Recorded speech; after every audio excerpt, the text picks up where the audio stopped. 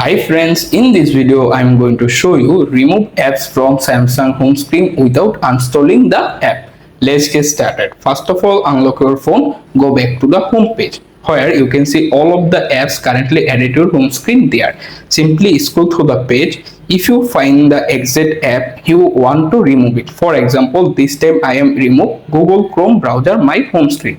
To do that, simply tap on hold the app icon. After the pop-up menu open, click on the remove option. Don't be click disable or uninstall button. You can simply click remove.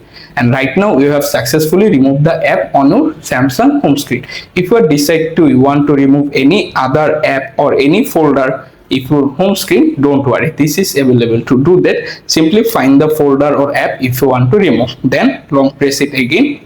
After the pop-up menu, select remove button, and right now we have successfully removed it. Thanks for watching. Hope this guide will help you. Please like this video, also share it with your friends.